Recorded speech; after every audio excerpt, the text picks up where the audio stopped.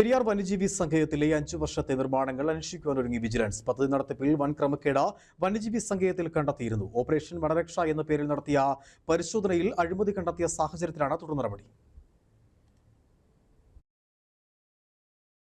വനത്തിന്റെ അതിർത്തി നിർണ്ണയിക്കുന്നതിനുള്ള ജണ്ട് നിർമ്മാണം, വനസംരക്ഷണത്തിനായുള്ള ഫയലിൻ തെളിയിക്കൽ, മൃഗങ്ങൾക്ക് വെള്ളം കുടിക്കാനുള്ള കുളങ്ങളുടെ നിർമ്മാണം എന്നിവ ദിവസക്കൂലിക്കാരെ വാച്ചർമാർക്ക് സബ് കരാർ നൽകിയാണ് ഉദ്യോഗസ്ഥർ പണം തട്ടുന്നതെന്ന് വിജിലൻസിന് വിവരം ലഭിച്ചിട്ടുണ്ട്.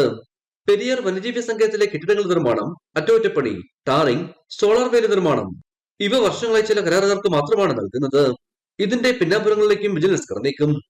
കഴിഞ്ഞ 5 വർഷത്തെ നിർമ്മാണ പ്രവർത്തനങ്ങളാണ് നിലവിൽ അന്വേഷിക്കുക. ഓപ്പറേഷൻ വനരക്ഷ എന്ന പേരിൽ നടന്ന പരിശോധനയിൽ അഴിമതി കണ്ടെത്തിയ സാഹചര്യത്തിലാണ് തുടർ നടപടി. ഇടുക്കി വിഷൻ, കുമളി.